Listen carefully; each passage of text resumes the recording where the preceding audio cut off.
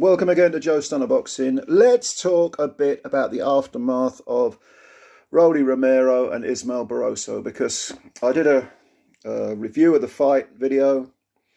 You will have heard by now, that there's a lot of stink about this fight because of the very, very early, rather inexplicable stoppage in the 9th round in favour of Rolly. It's a fight Barroso was winning on the cards. He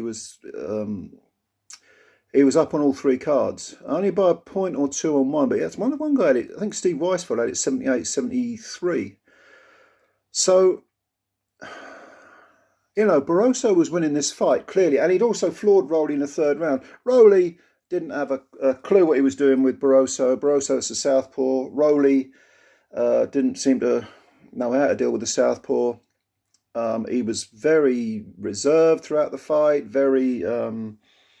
not nervous, he just couldn't seem to think what to do. It's almost like he thought, well, I've just got to turn up and I've won. No, mate, no.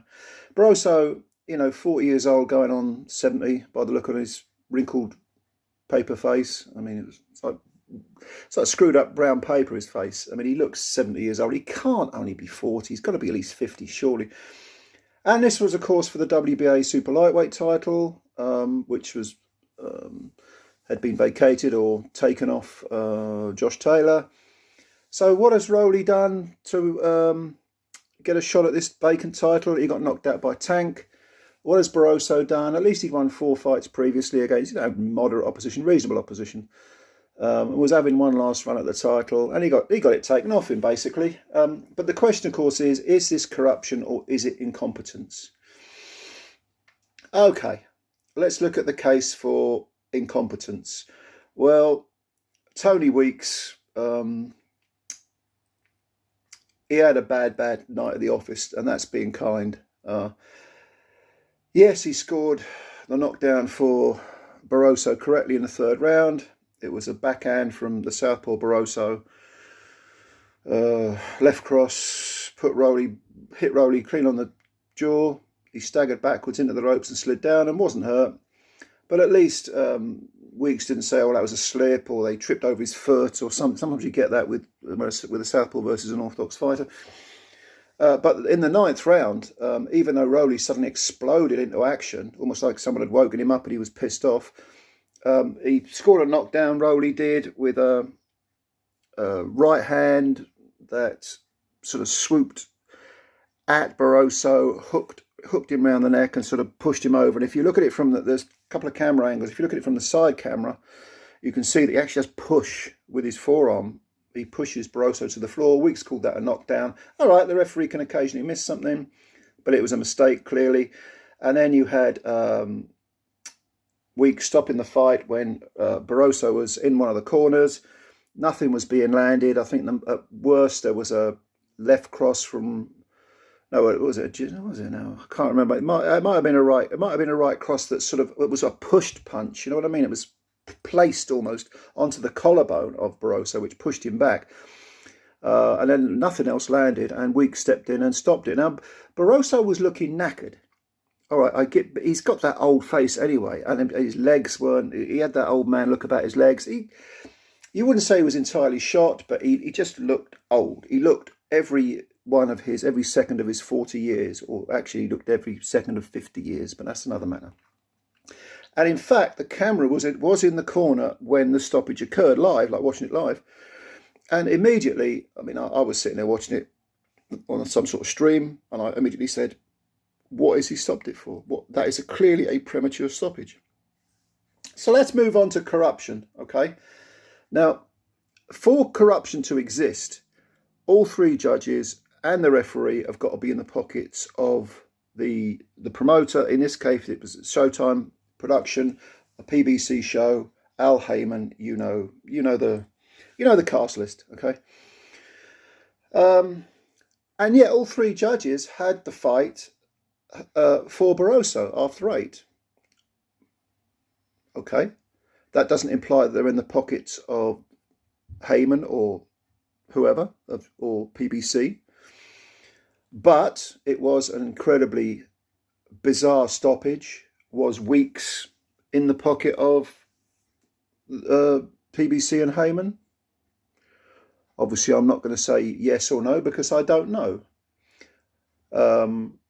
Whenever you have a sort of a strange stoppage or anything that sort of looks a bit out of the ordinary or looks vaguely suspicious or could be construed as suspicious, immediately you get this avalanche of conspiracy theorists coming out and saying, well, obviously this is, corrupt. Obviously this is a conspiracy. Obviously this happened. No, there's nothing obvious about it. Look, corruption exists in boxing. Okay, conspiracy theorists are, some of them, they do exist in society. I'm not talking about boxing specifically, but they do exist throughout society. But not everything that is out of the ordinary is a conspiracy theory. Not everything that appears coincidental or a little strange is the result of some sort of in-house skullduggery. Now, the theory behind this is that PBC wanted ROLLY to get a belt so that they could then match him with either in a rematch with Tank or maybe go after Ryan Garcia, which strangely enough, ROLLY mentioned Garcia. He said he'd like to fight Tank, but the one he really wants is Garcia. And you're thinking, okay, well, Garcia's just been knocked out by the guy who knocked you out. So shouldn't you be going after the winner, especially as he's already beaten you already? And I'm thinking, well, maybe ROLLY sees Garcia as an easier touch, and maybe he sees him as, low risk, high reward, whereas he knows Tank's probably going to knock him out again. You just don't know what's going through someone's head. But the idea is, of course, with the conspiracy, the advocates of the conspiracy theory, is that PBC wanted ROLLY to have that belt so that they could milk it for more money. And yeah, that makes sense. I'm sure PBC did want him to win. He's their fighter. No one's going to do Barroso any favours. He's just some ancient guy who was put in there as a sort of as cannon fodder.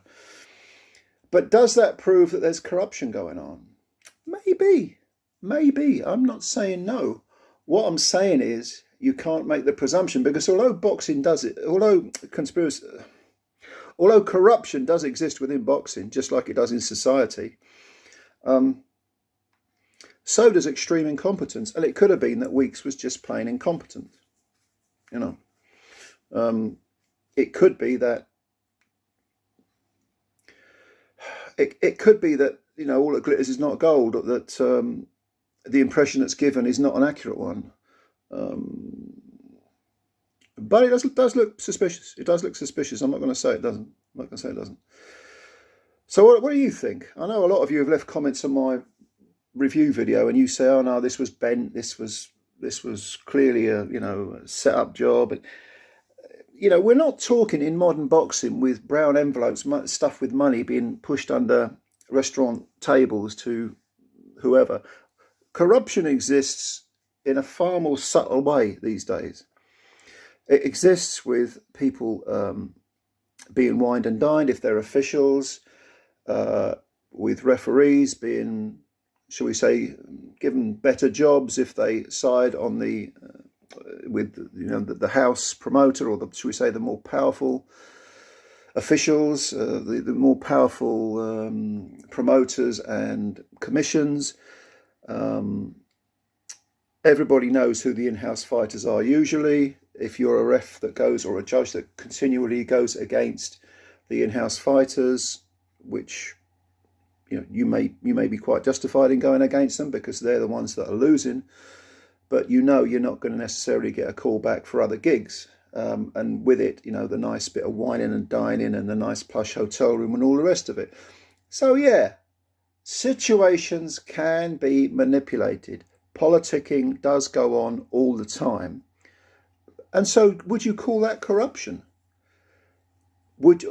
Are we wrong to think of corruption as being, like I say, brown envelope stuff with money, where it is, absolutely explicit that you are being paid for this guy to win, okay? And here's your money, or here's, something else. Here's a nice car that doesn't have to be, it's just between me and you, You don't have to put that in your bank account, do you? But, you just have this nice little gift, This is not something that could be necessarily construed as corruption, but it is certainly manipulation. So I don't know. You tell me what you think. You tell me if you think this was out and out corruption, or whether Weeks was manipulated into that, or maybe just had a bad day. Maybe he just made a stupid decision, an inexplicable decision. You tell me what you think. I know what some of you think already, because like I say, you've left your comments, long before I've done this video.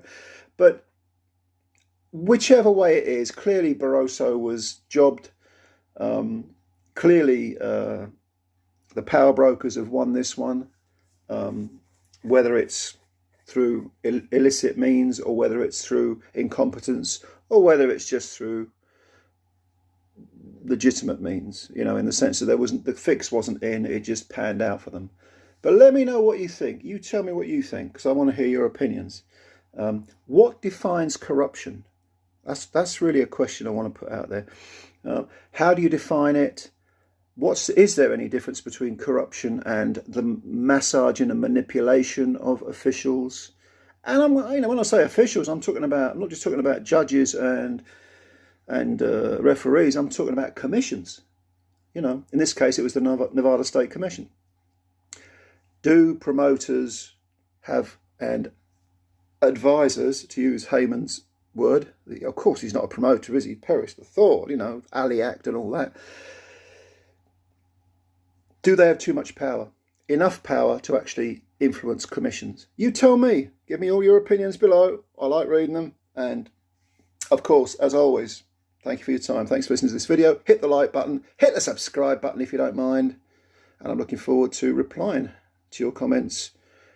Hope you enjoyed your weekend. Meanwhile, bye for now.